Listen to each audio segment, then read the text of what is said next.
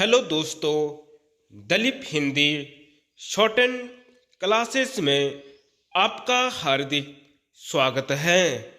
दोस्तों, आज की डिक्टेशन दैनिक जागरण की संपादकीय डिक्टेशन है। डिक्टेशन की गति 120 शब्द प्रति मिनट होगी। डिक्टेशन स्टार्ट करते हैं 5 सेकंड बाद।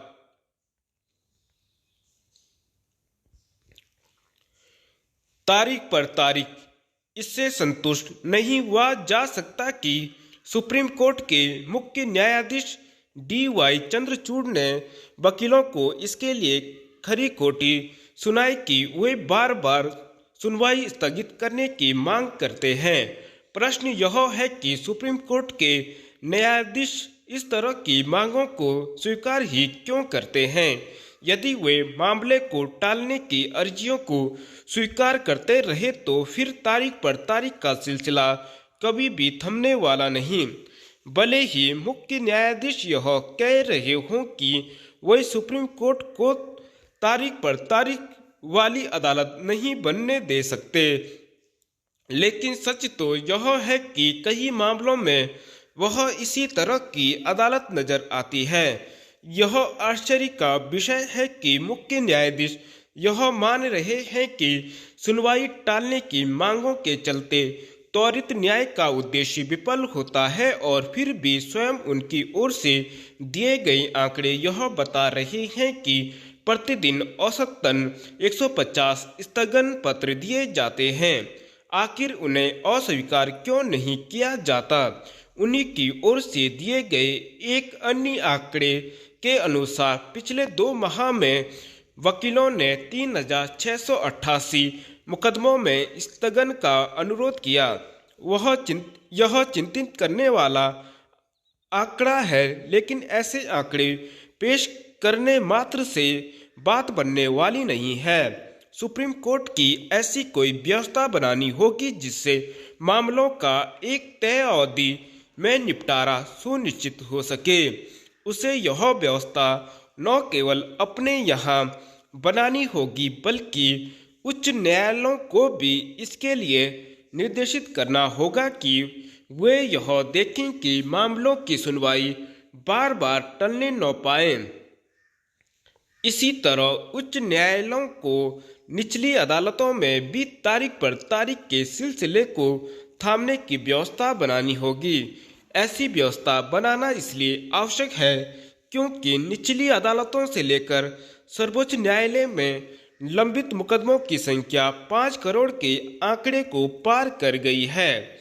निस्संदेह इसका एक कारण संसाधनों का अभाव है, लेकिन यदि हम इस कारण का निवारण हो जाए और फिर भी तारीख पर तारीख का सिलसिला कायम रहे तो त्वरित न्याय का उद्देश्य पूरा होने वाला नहीं। सुप्रीम कोर्ट को न केवल तारीख पर तारीख के सिलसिले पर विराम लगाने के लिए आगे आना होगा बल्कि न्यायिक तंत्र की अन्य खामियों को दूर करने के लिए कदम उठाने होंगे। उसे यह सुनिश्चित करना होगा कि उसके निर्देशों एवं सुझावों पर समय रहते और सही ढंग से अमल हो। इसकी अनदेखी नहीं की जा सकती कि हाल में NCLAT यानी राष्ट्रीय कंपनी कानून अपीलीय न्यायाधिकरण ने एक ऐसे मामले में भी अपना फैसला सुना दिया जिस पर सुप्रीम कोर्ट ने यथास्थिति बनाए रखने का आदेश दिया था। यह अच्छी स्थिति नहीं।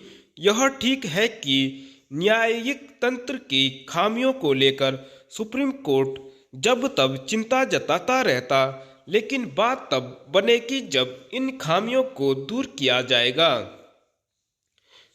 खाद्य सुरक्षा जरूरी। त्योहारी सीजन आते ही खाद्य पदार्थों में मिलावट करने वाले सक्रिय हो गए हैं। बाजार में यह पता लगाना मुश्किल हो रहा है कि कौन सी वस्तु असली है और कौन सी मिलावटी। विशेषकर दुग्ध निर्मित सामग्री यानी पनीर और मावा पर तो भरोसा ही नहीं किया जा सकता। ज्योति पर्व दीपावली नजदीक है, सो बाजार में मावे से बनी मिठाइयों की भरमार है। लेकिन इसका दूसरा पक्ष बेहद डरावना है। दरअसल मिठाई बनाने के लिए मावा समेत जो दुग्ध निर्मित सामग्री अन्य राज्यों से उत्तराखंड पहुंचती है, उसकी जांच की हमारे पास ऐसी कोई व्यवस्था नहीं कि तत्काल असली नकली का पता लगाया जा सके।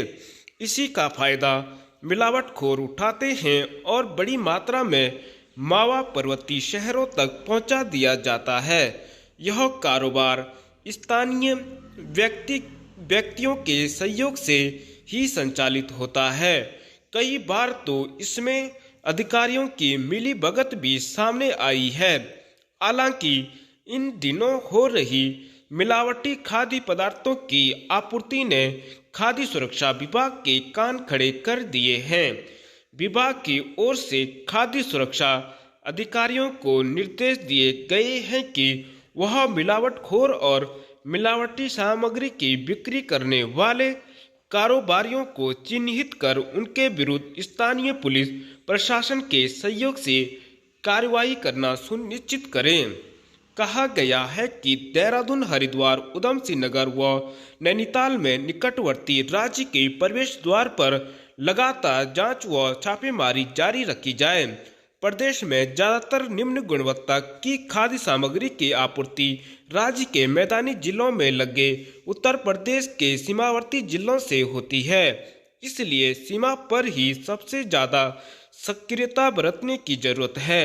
ऐसी व्यवस्था बनाया जाना भी जरूरी है जिससे खाद्य पदार्थों के सैंपल की गुणवत्ता का पता लगाने के लिए महीनों इंतजार न करना पड़े। शासन प्रशासन के साथ ही संबंधित विभागों को इस ओर ध्यान देने की जरूरत है।